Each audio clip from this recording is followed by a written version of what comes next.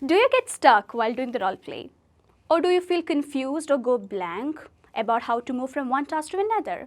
So this video is for you. Hi everyone, I'm Caroline, an OET trainer from IILT. Task transition or movement from one task to another is a tedious task for most of the candidates. Don't worry about it, we have different techniques to tackle this problem. So in today's video, we'll look into two different easy ways about how to move from one task to the other. Let's get started. The first and easiest way to transfer from one task to another is by using connectors. You must have heard about connectors because you have been doing this in your writing as well as in your speaking. So these words are very common for you. So the commonly used connectors are moreover, on top of this, in addition to that, therefore, however, etc. And there are many more. So you can use connectors to move from one task to another. Say for example, in a task you're discussing about the symptoms, and the next task you're discussing about the diagnosis, and another task is where you're discussing about the treatment. So after you explained about the symptoms and the diagnosis, you can say, moreover, I would also like to discuss about the treatment options with you. So that is one way of transferring from one task to another by using connectors.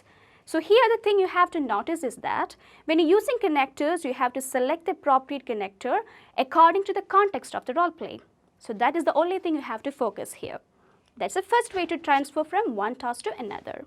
Now let's look into another way of transferring from one task to another. So the second method is where you lead the patient into the next task. Yeah, leading the patient. So what is this leading the patient? Here what you have to do is, you have to understand what your next task is and what you're supposed to say there is. Based on that, you can ask a question to the patient. So the patient will give an answer for that and you can lead the patient to the next task. Let me make it simple for you.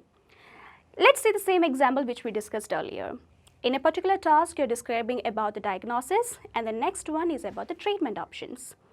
So after you explained about the diagnosis, you can ask a question. Mr. David, do you know about the treatments available? So here what you did is, you tried to understand what you're supposed to speak in the next task and you asked a question based on that to the patient. So as an answer to this question, Mr. David will say, I don't know about it, could you please explain? So see, you came to the next task. So these are the two easiest ways you can follow to transfer from one task to another. And I think after this will be easier for you. For more interesting and helpful videos like this, subscribe to our channel and keep watching. I'll see you guys next time. Until then, take care. Bye-bye.